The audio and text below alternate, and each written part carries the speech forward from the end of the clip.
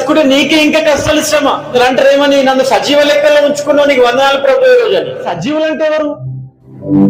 ఈ రోజు డేట్ ఉన్నోళ్ళ, కళ్ళు కంపంలో ఉన్నాడు కూడా ఉన్నాడు. ఈ రోజు డేట్ల వ్యభిచార కంపంలో ఉన్నాడు కూడా ఉన్నాడు.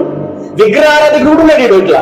మరి ఏమనాలి? ఇక ఈ రోజు నాకు ఇచ్చిన నీకు వందనాలు ప్రభు అని చెప్పి పాటలు లేపి కొట్టాలి. కాబట్టి జీవులు ఎవరనంటే రక్షణ అనే అనుభవం ఉండి దేవునికి స్తుతి చెప్పే వాళ్ళే సజీవులు. ఇలాంటి ఎక్స్పీరియన్స్ నీకు ఉన్నదా? అయితే నువ్వు చెప్పు ఏమని, ప్రభువా ఈ రోజు నీకు స్తోత్రం అని చెప్పు.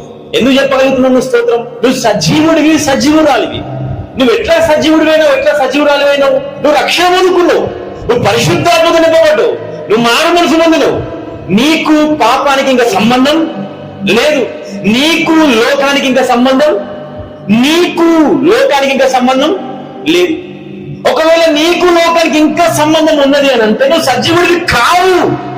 నీ లోపల మృతమైనది ఒకటి ఉన్నది. అందుకే యేసు ప్రభు ఏమన్నాడు ఒక దగ్గర, వీళ్ళు సున్నం కొట్టినా బయటికి మాత్రం సున్నం బాగానే ఉన్నది, కానీ లోపల మాత్రం వాళ్ళ ఆత్మ చచ్చిన స్థితిలో ఉన్నది. హల్లెలూయా.